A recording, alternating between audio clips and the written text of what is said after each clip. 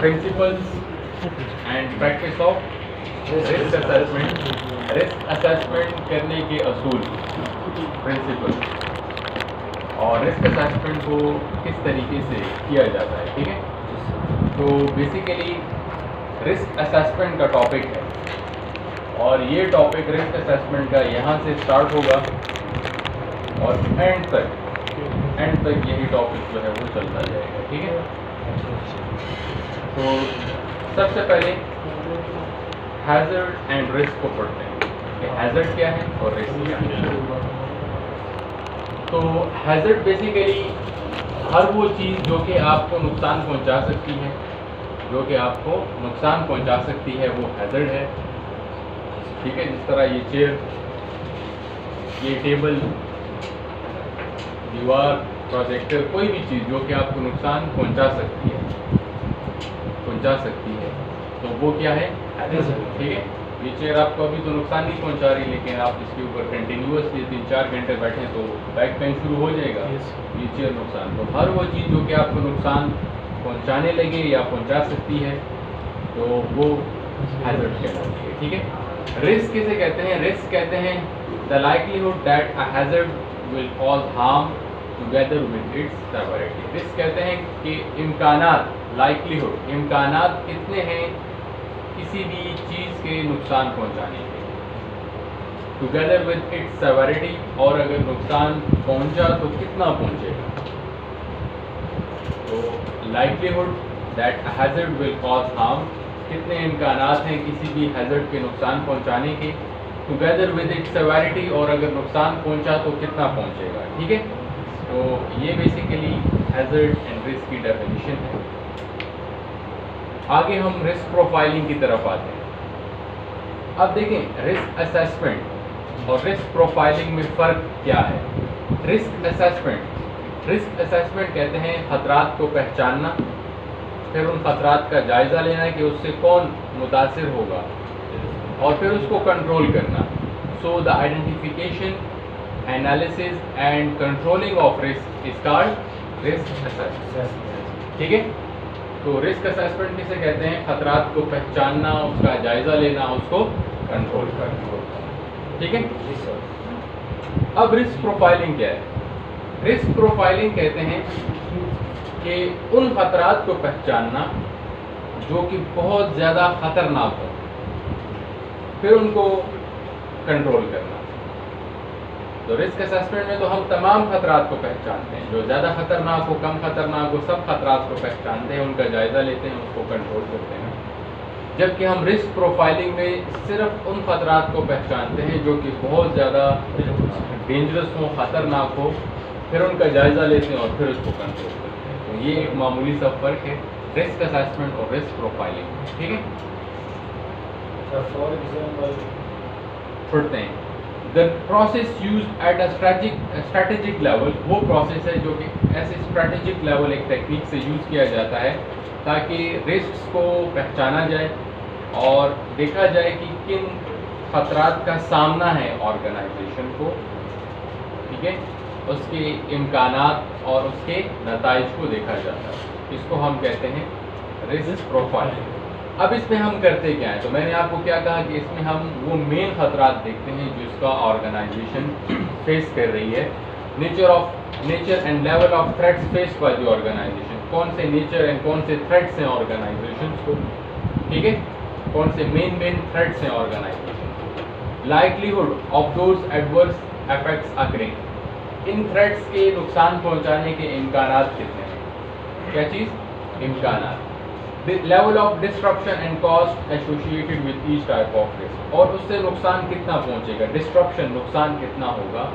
Effectiveness of controls in place to manage risk, और इनको manage करने के लिए क्या कंट्रोल्स किए गए। तो बेसिकली रिस्क प्रोफाइलिंग में हम कितनी चीज़ें देख रहे हैं, 4, कि कौन से थ्रेट्स का सामना है, उन थ्रेट्स के नुकसान पहुंचाने के इम्कानात कितने हैं, नुकसान पहुंचा तो कितना पहुंचेगा, और ऑर्गेनाइजेशन ने उसके लिए क्या हिफाजती इक़दाम किए हुए हैं। जिस तरह फॉर एग्जांपल एक केमिकल इंडस्ट्री है, वहाँ पे एक पॉइजनस केमिकल यूज़ अप हो रहा है जो कि वहाँ की ज़रूरत है केमिकल इंडस्ट्री की। तो अब उस ऑर्गेनाइजेशन को इस केमिकल से खतरा है, एक्सट्रीम है कि नहीं है। अब उसके हादसे या उससे नुकसान पहुंचने के इम्कानात कितने हैं, अगर नुकसान पहुंचा तो कितना पहुंचेगा, और ऑर्गेनाइजेशन ने उसके लिए क्या हिफाजती इक़दाम किए हुए हैं। तो ये हमने रिस्क प्रोफाइलिंग की about hazardous chemical in an organization, ठीक है। फिर तो रिस्क प्रोफाइलिंग और रिस्क असेसमेंट में आपको आइडिया हुआ कि क्या फ़र्क है। हैज़र्ड किसे कहते हैं, हर वो चीज़ जो कि नुकसान पहुंचा सकती है, जो जिस तरह मैंने आपको कहा कि ये चेयर, ये टेबल, ये हर एक चीज़ जो है ये आपको नुकसान पहुंचा सकती है। तो फिर तो हर एक चीज़ हैज़र्ड हो गई, है कि नहीं, हर एक चीज़ हैज़र्ड हो गई, हर एक चीज़ हैज़र्ड है भी, हर एक चीज़ हैज़र्ड है। तो अब हम कैसे पता लगेगा कि कौन सा हैज़र्ड किस कैटेगरी में आता है। तो इसको डिफरेंशिएट करने के लिए, समझने के लिए हैज़र्ड को कैटेगरीज में डिवाइड किया गया है। तो हैज़र्ड को यहाँ पे निगोश ने 5 कैटेगरीज में डिवाइड किया, ठीक है। हम इसको डिवाइड करेंगे 6 कैटेगरीज में। तो सबसे पहला कैटेगरी जो है वो साइकोलॉजिकल है। साइकोलॉजिकल जो नफ्सियाती, स्ट्रेस, वायलेंस, लड़ाई झगड़े, ये जो हैज़र्ड्स होते हैं वो साइकोलॉजिकल में आ जाते हैं। इंसान परेशान जो हो, कंपनी की तरफ से दबाव ज़्यादा हो, मैनेजर सुपरवाइज़र को बेइज्जत कर रहा हो, तो ये जो सिचुएशन सुपरवाइज़र और मैनेजर के दरमियान बनती है, लड़ाई झगड़े की जो सूरत हाल बनती है, तो इसको हम कौन सा हैज़र्ड कहते हैं, साइकोलॉजिकल, ठीक है, क्लियर है। तो इसको हम क्या कहते हैं, साइकोलॉजिकल। ये एक हो गया। दूसरा एर्गोनॉमिक है। एर्गोनॉमिक कहते हैं कि जब वर्कर्स ऐसे काम कर रहे हों, वो खतरात, वो हैज़र्ड्स वर्कर्स को दरपेश हो जिसमें वर्कर्स को मसल्स, स्केलेटन, हड्डियों, जोड़ों के मसाइल, जिस तरह वर्कर भारी सामान उठा रहा है तो ऑटोमेटिकली मसल पेन होगा, जॉइंट पेन होगा। तो ये किस कैटेगरी में आ जाता है, एर्गोनॉमिक। मैनुअल हैंडलिंग, भारी सामान उठा रहे हो, ठीक है, जिस्म के जोर के जरिए। रिपीटेटिव टास्क, बार बार एक ही काम कर रहे हो, जिस तरह फॉर एग्जांपल ये चेयर्स हैं, 20 चेयर्स हैं, एक एक करके आप नीचे उतार रहे हैं, तो रिपीटिशन है ना, इसमें 20 रिपीटिशन है, तो ये काम मुश्किल है। तो इससे इंसान को क्या इशू होगा, मसल, जॉइंट, स्केलेटन के इश्यूज आएंगे। ये एर्गोनॉमिक्स है। तो एर्गोनॉमिक, अगर आपसे कोई पूछे व्हाट इज एर्गोनॉमिक, तो आप उसको कहेंगे कि the study of the relationship between work, worker and environment. Work, काम, वर्कर एंड एनवायरनमेंट, इसकी जो स्टडी है वर्कर एंड एनवायरनमेंट जी, तो ये क्या कहलाती है, एर्गोनॉमिक, ठीक है। और इससे इश्यूज मस्कुलोस्केलेटल आते हैं। मस्कुलोस्केलेटल से मुराद ये है कि हड्डियों और जोड़ों के मसल, ठीक है, मसल्स के मसल। उसके बाद थर्ड कैटेगरी जो है वो बायोलॉजिकल की है। जरासीम से जो इंसान को नुकसान पहुंचता है, जरासीम इंसान को बीमार करते हैं, जिस तरह कोरोना वायरस ने आजकल बहुत ज़्यादा दुनिया में 2020 से दवाई शुरू की हुई है, तो ये चीज़ बायोलॉजिकल में आ जाती है। लेग्यूनेला बैक्टीरिया, वायरस, ये फंजा, एलजी, ठीक है, एड्स, HIV, ये तमाम बायोलॉजिकल, ठीक है। Fourth category is chemical. तो केमिकल से इंसान को जो नुकसान पहुंचता है, जिस तरह मर्करी, सॉल्वेंट्स, कार्बन मोनोऑक्साइड, ये किस में आ जाते हैं, केमिकल्स से जो नुकसान पहुंचता है, जिस तरह तेज़ाब हो गया, शैम्पू हो गया, सर्फ हो गई, इस तरह और मेडिसिन हो गई, सिरप्स हो गए, ये केमिकल। कार्बन मोनोऑक्साइड, CO कौन सी गैस होती है, धुआं, ठीक है, ये केमिकल। उसके अलावा फिजिकल, बल्कि इसके अलावा आप ये मशीनरी के लिए एक अलग कैटेगरी होती है जिसको हम कहते हैं मैकेनिकल। तो मशीन से इंसान को जो नुकसान पहुंचता है, मशीन से, वो क्या कहलाता है, मैकेनिकल। तो कितनी कैटेगरीज हो गई, 1 2 3 4, और ये मशीनरी वाली कौन से हो गई, 5। इसके अलावा जितने भी खतरात रह गए उन सबको एक ही कैटेगरी में डाल दिया गया है और उसका नाम दिया गया है उसको। तो psychological, ergonomic, biological, chemical, mechanical के अलावा जितने भी खतरात रह गए हैं वो सब किस कैटेगरी में आ गए, इस तरह इलेक्ट्रिसिटी, नॉइज, वाइब्रेशन, रेडिएशन, ठीक है। फिर तो ये है hazard category. Objectives of risk assessment, क्योंकि हमारा टॉपिक क्या है, रिस्क असेसमेंट। रिस्क असेसमेंट कहते हैं खतरात को पहचानना, जायजा लेना, कंट्रोल करना। तो हम क्यों खतरात को पहचानते हैं, जायजा लेते हैं, कंट्रोल करते हैं, क्यों, मकसद क्या है, ऑब्जेक्टिव क्या है। तो इसलिए करते हैं ताकि डेथ एंड पर्सनल इंजरी ना हो, ताकि डेथ ना हो, ताकि कोई बंदा जख्मी ना हो, ठीक है। Other types of loss incidents, और मजीद नुकसानात ना हो। breaches of statute law which might lead to enforcement action and or prosecution, कानून ना टूटे, कानून ना टूटे ताकि कोई कानूनी कार्रवाई ना हो, क्योंकि हेल्थ एंड सेफ्टी के कवानीन है ना, Dubai, Abu Dhabi, UK, USA है कि नहीं। तो अगर फॉर एग्जांपल हम रिस्क असेसमेंट नहीं करते, हादसा हो जाता है, तो इसका तो मतलब ये हुआ कि हमने कानून को फॉलो नहीं किया, ऑटोमेटिकली क्या होगा, प्रोसिक्यूशन, सजाएं मिलेंगी। इससे बचने के लिए हम रिस्क असेसमेंट करते हैं। Direct and indirect cost that follow on from accident, direct and indirect नुकसानात से बचने के लिए। डायरेक्ट एंड इनडायरेक्ट नुकसानात कौन से होते हैं, पढ़े आप, जिसको हम काउंट कर सकते हैं, इनडायरेक्ट जिसको हम मैयत नहीं कर सकते, तो उनसे बचने के लिए हम रिस्क असेसमेंट करते हैं। रिस्क असेसमेंट कौन करेगा, रिस्क असेसर कैसा होना चाहिए, मतलब जो रिस्क असेसमेंट करेगा वो कैसा होना चाहिए, खतरात को जो पहचानेगा, जायजा लेगा, कंट्रोल करेगा, वो कैसा होना चाहिए, तो वो होना चाहिए कॉम्पिटेंट, माहिर होना चाहिए, उसके पास ट्रेनिंग हो, खतरात को कैसे पहचानना है, जायजा लेना है, कंट्रोल करना है, नॉलेज हो, एक्सपीरियंस। और एज ए टीम जाएंगे तो वो ज़्यादा बेहतर है, क्योंकि अब मैं बिजली पे सही समझता हूँ तो मशीन पे तो नहीं समझता, अगर मशीन पे सही समझता हूँ तो मैं सिविल वर्क्स पे तो नहीं समझता। तो आप अपने साथ एज ए टीम बना के रिस्क असेसमेंट करने जाएं वो ज़्यादा बेहतर है। टीम में कौन कौन होना चाहिए, वर्कर्स फेमिलियर विद, तो आप साइट पे जा रहे हैं, कंस्ट्रक्शन साइट है, तो जितने भी वर्कर्स हैं जो कि वो काम कर रहे हैं वो उनको अपने साथ लेके चले जाएं, वेल्डर को साथ लेके चले जाएं, इलेक्ट्रिशियन को साथ लेके चले, मैकेनिकल इंजीनियर, सिविल इंजीनियर, इनको साथ लेके जाएं। हेल्थ एंड सेफ्टी स्पेशलिस्ट आप भी होंगे उसमें as a safety officer, safety manager.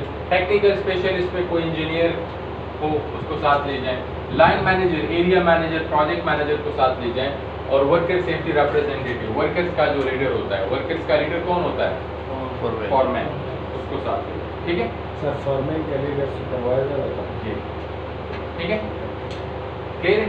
अगर टीम जाएंगे तो रिस्क असेसमेंट बेहतर होगी कि नहीं होगी। रिस्क असेसमेंट कैसे अच्छी बनेगी, रिस्क असेसमेंट कैसे अच्छी बनेगी और कंप्लीट बनेगी। रिस्क असेसमेंट तभी अच्छी बनेगी कि जब आपने तमाम खतरात को पहचाना हुआ हो, उसमें आपने तमाम लिस्ट लिखी हुई हो कि जो उन खतरात से मुतासिर होंगे, आपने उनके लिए प्रॉपर कंट्रोल मेजर्स किए हुए हों, आपने प्रॉपर टाइम लिखा हुआ हो कि इस खतरे को इतने टाइम में कंट्रोल करना है, आपने रिस्पॉन्सिबल पर्सन डाला हुआ हो कि ये बंदा जिम्मेदार है, ये इसको कंट्रोल करेगा। तो ये तमाम चीज़ें होंगी तो रिस्क असेसमेंट अच्छी होगी, सफिशेंट, कंप्लीट होगी। तो यहाँ पे यही टॉपिक है कि कैसे आपकी रिस्क असेसमेंट जो है वो सफिशेंट एंड कंप्लीट बनेगी, ठीक है। तो रिस्क असेसमेंट की फाइल होती है, उसमें खतरात लिखे होते हैं, ठीक है, उससे कौन मुतासिर हो रहा था वो भी लिखा होता है, क्या कंट्रोल्स हैं वो भी लिखे होते हैं, टाइम फ्रेम कितना है वो भी लिखा होता है, रिस्पॉन्सिबल पर्सन की डिटेल भी लिखी होती है, हर एक चीज़ लिखी होती है। तो उस फाइल में ये खुसूसियात होनी चाहिए, तब वो रिस्क असेसमेंट की फाइल क्या कहलाएगी, सुटेबल एंड मतलब कि उस फाइल में क्या लिखा होना चाहिए, state the name competence of assessor. आप रिस्क असेसमेंट करें, आपका नाम लिखा हुआ होना चाहिए, इस बंदे ने रिस्क असेसमेंट की है। Identify significant hazards and risk, उसमें तमाम खतरात लिखे हुए हों, अगर उस साइट पे 10 खतरात हैं तो 10 के 10 लिखे हुए। आइडेंटिफाई पर्सन्स एट रिस्क, उन रिस्क से कौन मुतासर हो रहा है वो भी लिखा हुआ हो, workers and others, visitors and vulnerable. Evaluate effectiveness of current control, उसमें ये भी लिखा हुआ हो कि इन खतरात से evaluate effectiveness of current control, उसके लिए ये भी लिखा हुआ हो कि इन खतरात के लिए क्या हिफाजती इक़दाम ऑलरेडी हैं। इस बात की समझ आई, मतलब कि उस रिस्क असेसमेंट की फाइल में ये लिखा हुआ हो आपका नाम, 10 खतरात जो कि कंप्लीट हैं वहाँ पे, उन 10 खतरात से कौन मुतासिर हो रहा है वो भी लिखा हुआ हो, और ये भी लिखा हुआ कि ऑलरेडी वहाँ पे क्या हिफाजती इक़दाम पहले से मौजूद हैं, ठीक है। फिर उसके बाद लिखा हुआ हो आइडेंटिफाई एडिशनल कंट्रोल, और क्या हिफाजती इक़दाम अभी हमने करने हैं। Enable employer to prioritize control, उसमें प्रायोरिटाइज भी किया होगा, पहले इसको करना है, पहले इसको करना है, फिर इसको करना है, फिर इसको करना है। मतलब कि आप 10 खतरात है तो 5 खतरात ज़्यादा खतरनाक होंगे, उसको पहले करना है, फिर इसको करना है, फिर इसको करना है, जिस तरह प्रायोरिटाइज किया हुआ हो। एंड रिकॉर्ड सिग्निफिकेंट फाइंडिंग्स, उसमें मतलब ये तमाम जो चीज़ें हैं ये आपने रिकॉर्ड की हुई फाइल पे। Appropriate to the nature of work, आप रिस्क असेसमेंट कर रहे हैं खुदाई की, एक्सकेवेशन की, तो एक्सकेवेशन की ही बातें हों, उसमें कोई वर्क एट हाइट की या रोड की या दूसरी साइड की बातें ना हो। प्रोपोर्शनेट टू रिस्क के मुताबिक आपने सब रिस्क असेसमेंट की हुई हो। एंड स्टेट वैलिडिटी पीरियड, आपने वैलिडिटी भी लिखी हो कि ये रिस्क असेसमेंट जो कि मैंने आज की तारीख में की है ये 6 महीने के लिए काफ़ी है, 6 महीने के बाद फिर दोबारा करेंगे, ठीक है। तो जिस रिस्क असेसमेंट में ये प्रॉपर्टीज होंगी वो रिस्क असेसमेंट कौन सी होगी? सुटेबल एंड सफिशिएंट, ठीक है, क्लियर है। अब हम आगे रिस्क असेसमेंट तक, तो हमने हैजर्ड रिस्क पढ़ा, रिस्क की हैजर्ड की कैटेगरीज पढ़ी, suitable and sufficient risk assessment पढ़ी, रिस्क असेसर कैसा होना चाहिए वो हमने पढ़ा। अब हम आते हैं रिस्क असेसमेंट पे। तो रिस्क असेसमेंट के कितने स्टेप्स हैं? 5 स्टेप्स हैं, जिसमें पहला स्टेप क्या है? आइडेंटिफाई दी हैजर्ड, खतरात को पहचानना। फिर उसके बाद second step identify the people who might be harm and इससे कौन मुतासिर होगा और कैसे मुतासिर होगा। Evaluate the risk and decide on precaution, risk को कैसे हम एवेल्युएट करेंगे और उसके लिए प्रिकॉशंस कैसे करेंगे। Record the significant findings, record the significant findings मतलब कि इन तीनों स्टेप को 1 2 3 स्टेप को क्या कर लेना? रिकॉर्ड कर लेना। Review and update as necessary, उसको time to time review and update. Evaluate means कि अपनी कारकर्दगी को या रिस्क को चेक करना है, रिस्क कितना है, इसको हम पढ़ेंगे, ठीक है, ठीक। तो खतरात को पहचानना, उसका जायजा लेना, रिस्क को चेक करना कि कितना है, उसके मुताबिक कंट्रोल्स करना, इन तीनों स्टेप को रिकॉर्ड कर लेना और टाइम टू टाइम इसको चेक करना, ठीक है। अब आप कैसे खतरात को पहचानेंगे? तो साइट पे कौन से खतरात होते हैं? ये खतरात होते हैं, यानी वो उसने आपकी आसानी के लिए ऑलरेडी आपको लिस्ट बता दी कि ये खतरात होंगे, इनको आपने पहचानना होगा। तो आमतौर पर साइट पे कौन से खतरात होते हैं? स्लिप ट्रिप फॉल के होते हैं, फॉलिंग, ऊपर से सामान गिर सकता है, कोलिजन टकराव हो सकता है गाड़ियों का, इंसान का किसी गाड़ी के साथ, ट्रैपिंग क्रशिंग हो सकती है, मशीन में हाथ क्रश हो सकता है, मशीनरी से और मुख्तलिफ हाथ कट सकता है, ट्रैप हो सकता है, एंटेंगलमेंट हो सकती है, बिजली इलेक्ट्रिक शॉक लग सकता है, ट्रांसपोर्ट के इश्यूज हो सकते हैं, केमिकल्स इंसान को नुकसान पहुंचा सकते हैं, ड्राउनिंग, डूब सकता है इंसान, एस्फिक्सिएशन, इंसान का सांस बंद हो सकता है ऑक्सीजन ना होने की वजह से, फायर एंड एक्सप्लोजन हो सकता है, एनिमल्स नुकसान पहुंचा सकते हैं इंसान को, लड़ाई झगड़ा हो सकता है। तो ये खतरात होंगे, इन्हीं को आपने इस स्टेप में पहचानना होगा, आइडेंटिफाई भी करना। तो इससे क्या होता है? इंसान जख्मी होता है, इंजर्ड होता है, ठीक है। और वो वाले जो 6 हैं या 5 हैं, वो से इंसान क्या हो सकता है? बीमार हो सकता है। इस तरह फिजिकल शोर है तो कान खराब हो सकता है, कान की बीमारी लग सकती है, ड्रिलिंग कर रहा है वाइब्रेशन से जोड़ों की बीमारी लग सकती है, केमिकल से लंग्स की बीमारी लग सकती है, बायोलॉजिकल से इंसान बीमार हो सकता है, एर्गोनॉमिक से जोड़ों के मसाइल आ सकते हैं, साइकोलॉजिकल से इंसान जहनी मरीज बन सकता है, ठीक है। तो उससे इंसान बीमार हो सकता है और इससे इंसान, आपने फर्स्ट स्टेप पढ़ लिया है जी, जी।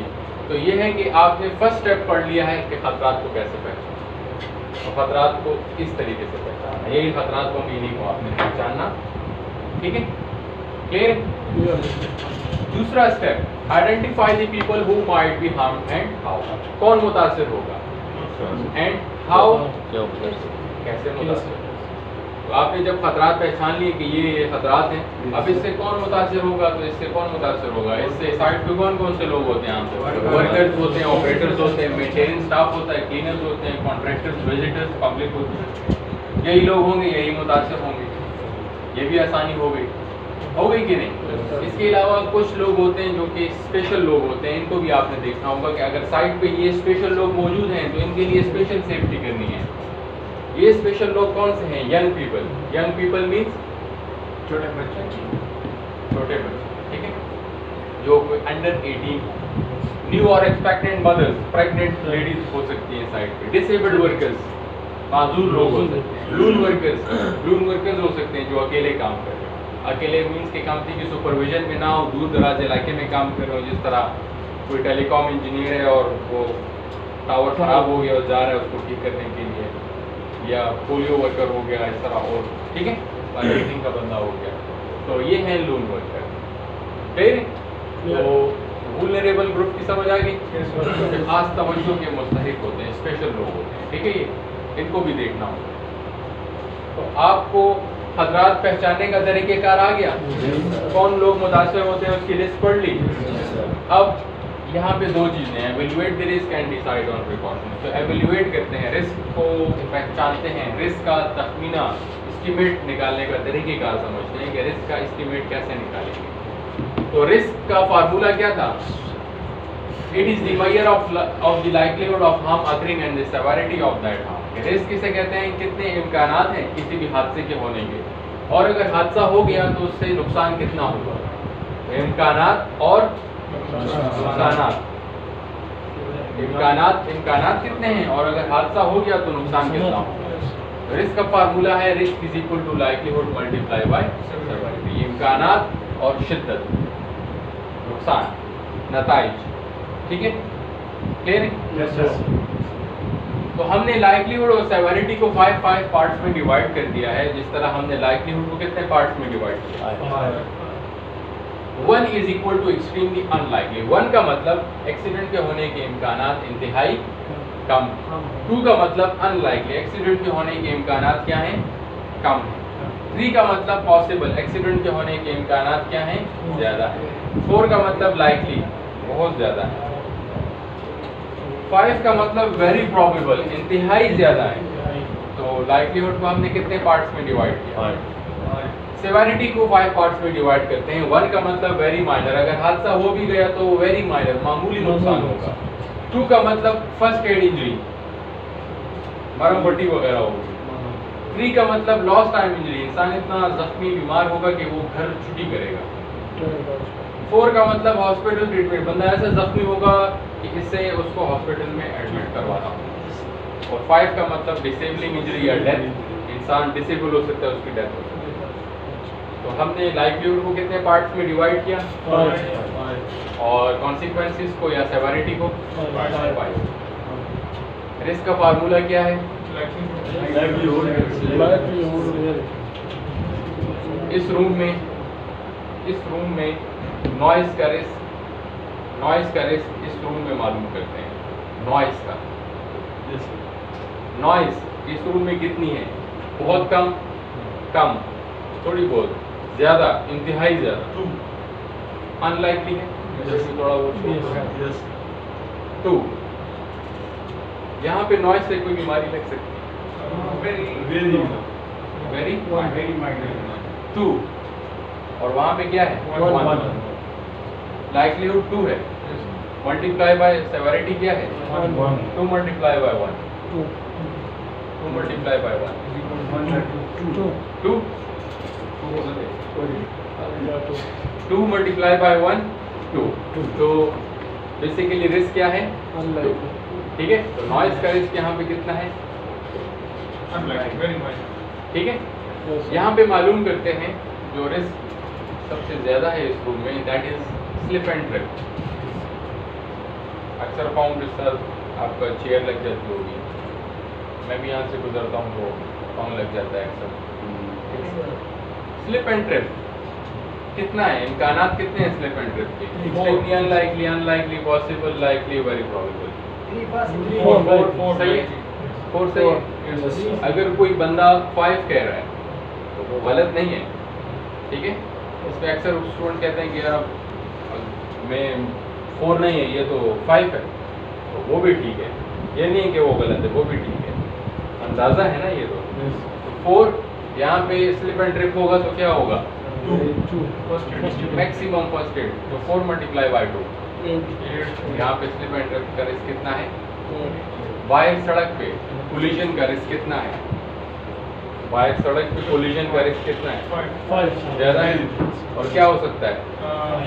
4 हॉस्पिटल ट्रीटमेंट, ठीक है। तो 5 मल्टीप्लाई बाय 4, बाहर कोलिजन का between vehicles and pedestrians risk 20, ठीक है। ये एवेल्युएशन, ठीक है, इसको हम एवेल्युएशन, ठीक है, क्लियर। तो ये लाइक्लीहुड है 1, 2 3 4 5 ये सेवेरिटी है 1 2 3 4 5 और इस तरह ये मैट्रिक्स बनी हुई है 2 मल्टीप्लाई बाई 2 4। जिस तरह हमने नॉइस का रिस्क मालूम किया था वो कितना था 2 मल्टीप्लाई बाई 1 2 मल्टीप्लाई बाई 1 2। इसी तरह हमने दूसरा रिस्क फाइंड आउट किया था स्लिप एंड ड्रिफ्ट का 4 मल्टीप्लाई बाई 2 4 2 8। और इस तरह हमने तीसरा मालूम किया था कोलिजन का तो 5 मल्टीप्लाई बाई 4 20। ठीक है, तो इस तरीके से ये मैट्रिक्स, ठीक है। तो ये आपने क्या पढ़ा, ये आपने बेसिकली ये एवेल्युएट द रिस्क पढ़ा है, ठीक है, क्लियर है। एवेल्युएट द रिस्क पढ़ लिया। अब हम पढ़ते हैं डिसाइड ऑन प्रिकॉशंस। तो देखें आपने खतरात को पहचान भी लिया है, उसका जायजा भी ले लिया है, उसका एवेल्युएट भी कर लिया। आप प्रिकॉशंस करते हैं, हिफाजती इक़दाम। तो ये बहुत इंपॉर्टेंट है हिफाजती इक़दाम को करना। हिफाजती इक़दाम कैसे किए जाते हैं, तो इसके लिए निगोश ने आपको एक तरतीब बताई है। आपने हिफाजती इक़दाम इस तरह नहीं करने कि बस आप साइड पे चले जाए, इसको ग्लव्स दे दो, इसको हेलमेट दे दो, इसको ये दे दो, नहीं। हिफाजती इक़दाम को करने का अपना तरीक़ेकार है, वो ये है, हायरार्की है। हायरार्की मीन्स तरतीब है। वो तरतीब ये है कि सबसे पहले आपकी कोशिश होनी चाहिए कि रिस्क क्या हो जाए, एलिमिनेशन, ख़त्म ही हो जाए, रिस्क ख़त्म हो जाए, ठीक है। जिस तरह फॉर एग्जांपल जनरेटर लगा हुआ है, शोर बहुत ज़्यादा है, आपके यहाँ नॉइस का रिस्क तो बहुत ज़्यादा है, आप जनरेटर को ख़त्म करके यूपीएस लगा दें और ख़त्म। आपने नॉइस का रिस्क कम्प्लीटली क्या कर दिया, मजदूर बोरियां उठा रहे हैं सीमेंट की, आपने क्या किया, उनको कहा कि यार रुक जाओ, आप क्रेन लिया, क्रेन के जरिए उठा रहे हैं, तो मजदूर का वो रिस्क आपने कम्प्लीटली क्या कर दिया, रिमूव कर दिया। तो सबसे पहली कोशिश किस चीज़ की होनी चाहिए, लेकिन हर एक जगह पे पॉसिबल नहीं होता एलिमिनेशन, ठीक है ना। तो फिर आपने क्या करना होगा, सब्स्टिट्यूशन। अगर एलिमिनेट नहीं हो सकता तो फिर सब्स्टिट्यूट करें। सब्स्टिट्यूट मीन्स मुतवाज़िल चीज़ देखते हैं। अब पेंट कर रहे हैं हम, पेंट, अब पेंट में तो केमिकल्स बहुत ज़्यादा होते हैं, इंसान ज़्यादा मुतासर होता है, तो हम पेंट नहीं करते, हम करते हैं डिस्टेंपर। डिस्टेंपर वॉल इमल्शन हमने शुरू कर दिया है। वॉल इमल्शन डिस्टेंपर में केमिकल्स क्या होते हैं, कम होते तो है ना, होते तो हैं लेकिन कम होते हैं। हमने सब्स्टिट्यूट कर दिया, वो चीज़ जो कि ज़्यादा खतरनाक थी उसको चेंज कर दिया कम चीज़ के साथ। अब दीवार को हम पेंट तो करेंगे ना, कि नहीं करेंगे, पेंट तो करना है, लाजमी करना है, तो इसलिए हम पेंट नहीं करते, डिस्टेंपर करते। आपने जाना है कराची अपनी गाड़ी में, तो रिस्क ज़्यादा है, आप कहते हैं यार नहीं मैं अपनी गाड़ी में नहीं जाता, मैं ट्रेन में जाता हूँ, तो रिस्क क्या है, ठीक है, लेकिन रिस्क तो है ना, रिस्क तो है ना, तो रिस्क सब्स्टिट्यूट हो गया, ठीक है। तो सबसे पहली कोशिश किस चीज़ की होनी चाहिए, एलिमिनेशन क्या, एलिमिनेशन ना हो सके तो सब्स्टिट्यूशन, सब्स्टिट्यूशन भी ना हो सके, बाद जगहों में सब्स्टिट्यूट भी नहीं होगा, तो फिर क्या करेंगे, फिर इंजीनियरिंग कंट्रोल करेंगे। फिर इंजीनियरिंग कंट्रोल में आइसोलेशन करेंगे, टोटल इंक्लोजर करेंगे, सेपरेशन करेंगे, सेग्रीगेशन करेंगे, पार्शियल इंक्लोजर करेंगे, सेफ्टी डिवाइस लगाएंगे। इसकी मिसाल ये है कि सीएनजी पंप्स में सिलेंडर्स होते हैं गैस के, आप सीएनजी पंप के मालिक को कहें यार ये सिलेंडर हटा दो इससे आगे, अगर आपने वो हटा दिए तो क्या हो गया, एलिमिनेशन हो गया। अब ये इस तरह मालिक मानेगा आपके साथ, फिर तो पंप भी नहीं चलेगा, तो फिर वो कहेगा कि नहीं यार एलिमिनेशन नहीं कर सकता। फिर आप उसको कहेंगे 20 की जगह 10 कर लें, तो वो कहेंगे कि 10 किए तो फिर भी नहीं चलेगा, फिर तो गैस कंप्रेस ही नहीं होगी, 20 ही रखने आप, तो फिर सब्स्टिट्यूट भी नहीं हो सकता।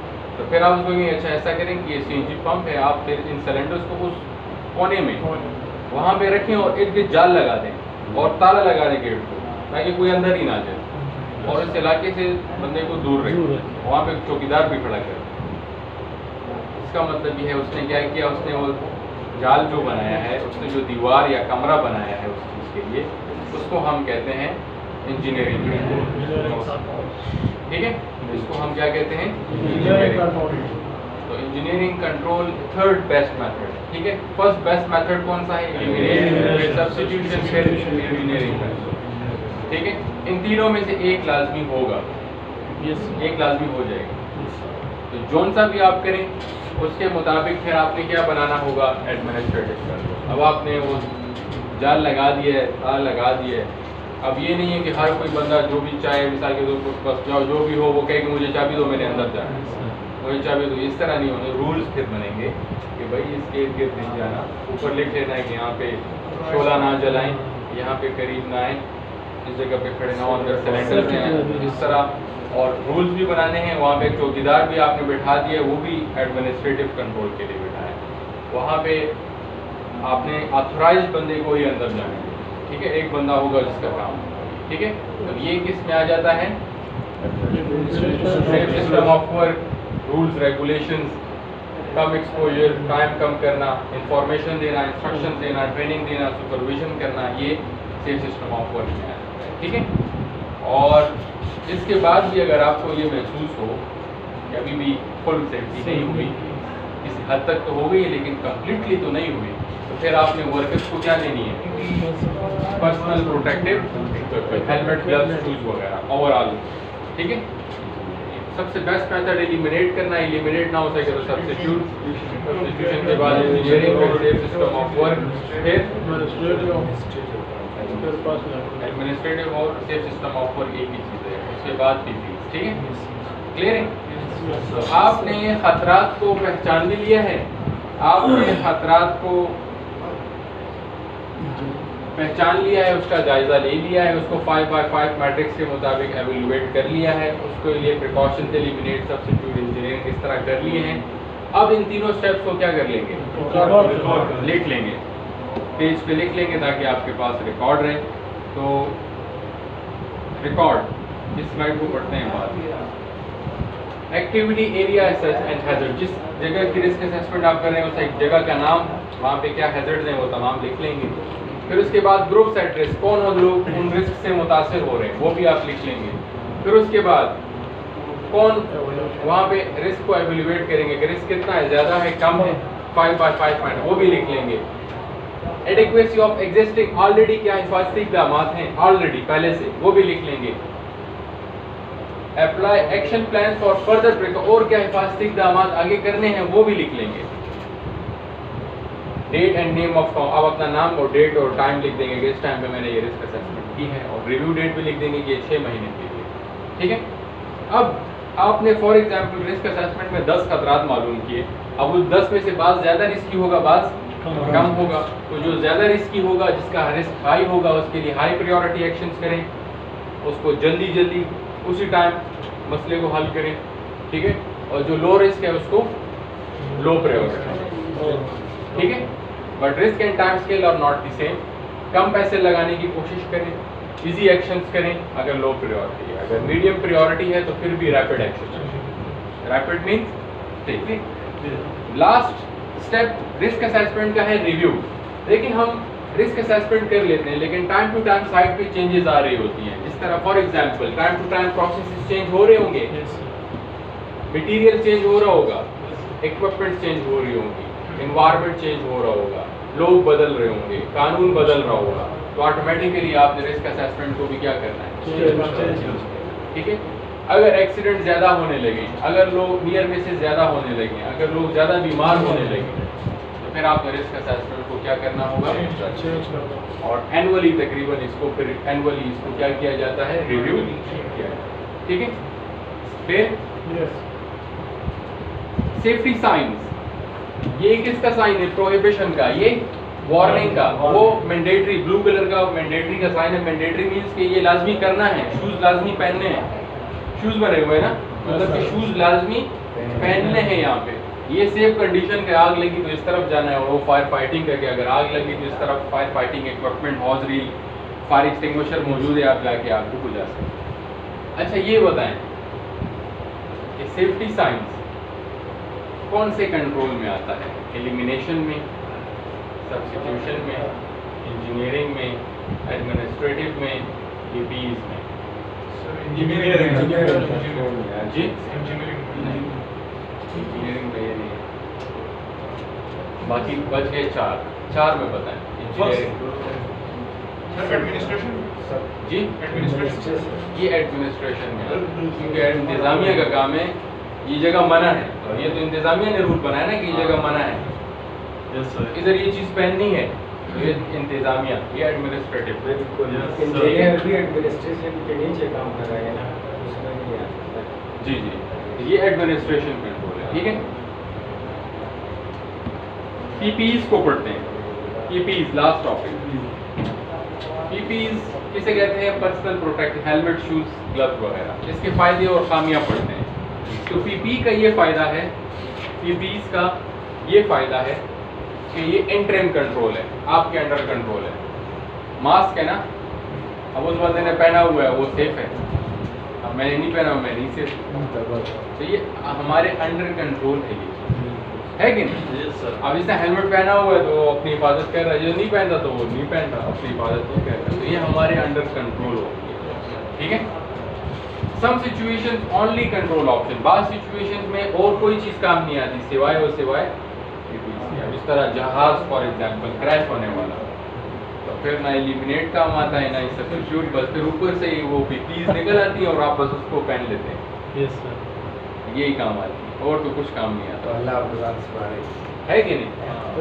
अब इस तरह जो वायरस नया नया आया था तो उस टाइम पे तो ना कोई वैक्सीन थी, ना ही कोई प्रिकॉशंस, SOPs थे।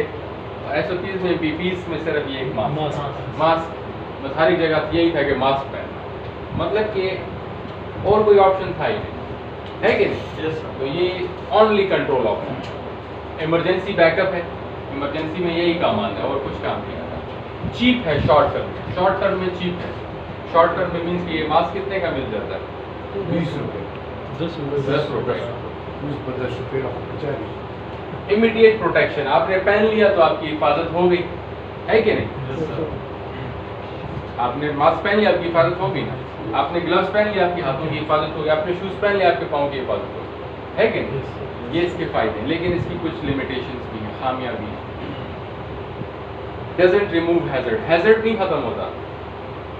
क्या वायरस खत्म होता है इससे? आपकी हिफाजत, वायरस नहीं खत्म होता, ठीक है, खतरा नहीं खत्म होता।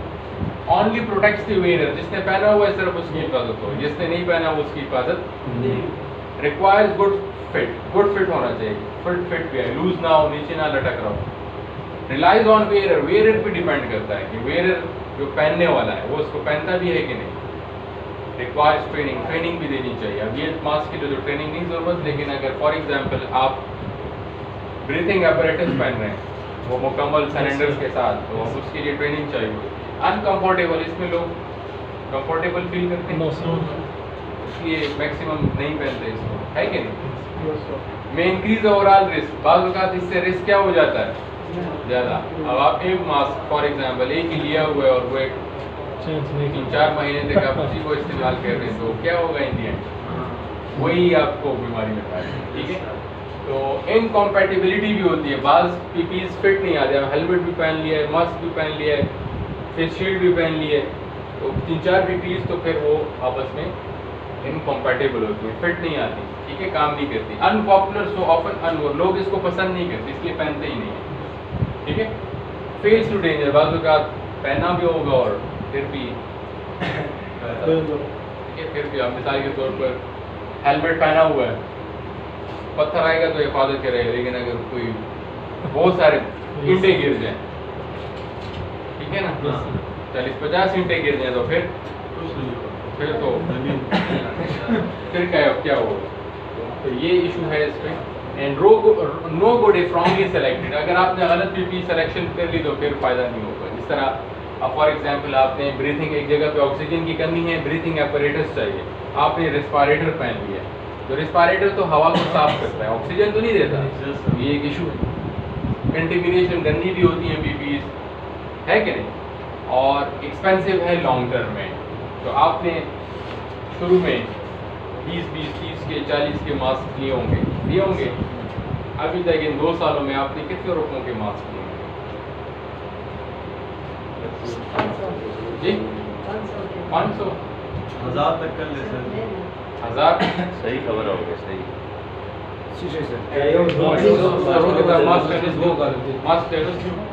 वायरस आ गया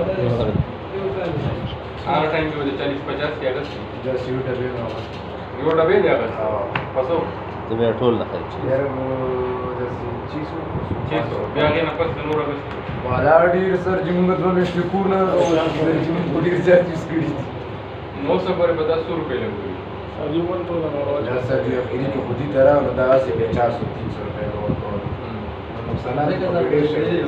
मतलब बात कही है कि कम से कम 4-5 हज़ार लगेगा। तो मीन्स के लॉन्ग टर्म में तो एक्सपेंसिव हो गया ना 4-5 हज़ार, शॉर्ट टर्म में तो 10 रुपये आसान है, लेकिन वो 4-5 हज़ार रुपये लॉन्ग टर्म में देखें तो फिर एक्सपेंसिव पड़ गया। ठीक है, तो ये पीपीज़ के फ़ायदे नुकसान। तो ये आपका ये टॉपिक ख़त्म हो गया। अब इसमें आगे पढ़ना क्या है? तो इसमें आगे ये रिस्क असेसमेंट को ही हमने पढ़ना है। रिस्क असेसमेंट को तो हमने पढ़ लिया, लेकिन एक अलग से टॉपिक पढ़ लिया। आगे हम क्या पढ़ेंगे? आज हमने पीपीज़ पढ़ लिया है, यस सर। पढ़ लिया है कि नहीं? एलिमिनेशन को एक्सप्लेन करने की ज़रूरत नहीं है, ये तो बस क्लियर है कि ख़त्म करना है। Substitution engineering. अब ये रहेगा एडमिनिस्ट्रेटिव। तो एडमिनिस्ट्रेटिव को हम डिटेल में पढ़ेंगे कि रूल्स कैसे बनाने हैं। तो अगला हमारा टॉपिक जो है वो इसी चीज़ का है, safe system of work. Safe के रूल्स कैसे बनेंगे, परमिट कैसे इशू होगा, इमरजेंसी किसे कहते हैं। तो ये टॉपिक्स एडमिनिस्ट्रेटिव कंट्रोल का। तो हम लास्ट तक अब एडमिनिस्ट्रेटिव कंट्रोल पढ़ेंगे, जो कि रिस्क असेसमेंट का ही एक पार्ट है। ठीक है, clear? Yes sir. Okay sir, thank you. आप इस टॉपिक को यहाँ तक पढ़ लें। हम इंशाल्लाह नेक्स्ट जो